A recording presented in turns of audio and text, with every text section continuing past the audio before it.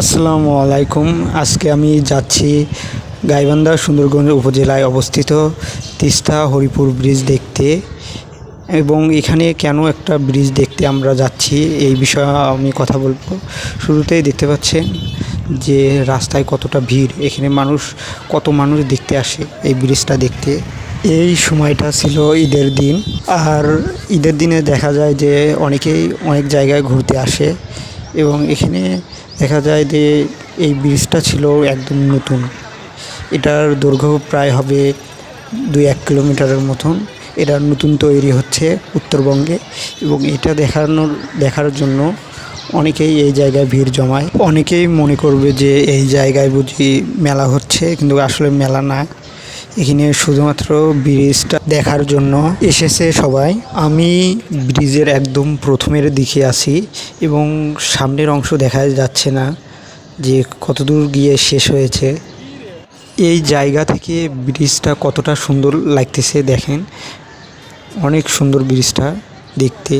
এখানে কোনো বিশেষ দিনে মানুষ আসে, হয়তো কিছুদিনের মধ্যে এটা উদ্বোধন করা হবে। কাজ একদম শেষের পথে। ব্রিজের উপরে ওঠা নিষেধ, কারণ এখনও কাজ শেষ হয়নি ভালোভাবে। তাই সকলেই নিচ থেকে দেখতেছে, ব্রিজের নিচ থেকে। যখন পানি হয় তখন আরও সুন্দর লাগে এই জায়গাটা।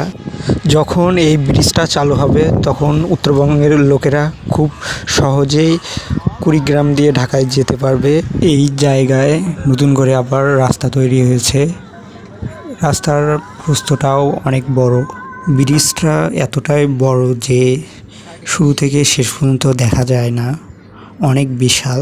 এখন নদীতে পানি কম হওয়ায় দেখা যায় যে জমিগুলোতে অনেকেই অনেক কিছু চাষ করেছে, ভুট্টা, গম, তাছাড়া অনেক কিছুই আছে এখানে।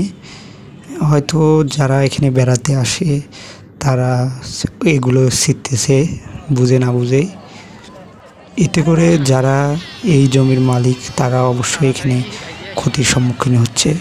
এরপর ব্রিজের নিচে দেখতে পাচ্ছেন কত দোকান, এখানে সব ধরনের দোকানে এখানে পাওয়া যায়। এরপর এই ভিউটা তো অসাধারণ ছিল, দেখতে অসম্ভব সুন্দর লাগতেছিল এই ব্রিজটা। এই জায়গায় সবাই আসতে পারবে জায়গাটা কারণ অসাধারণ।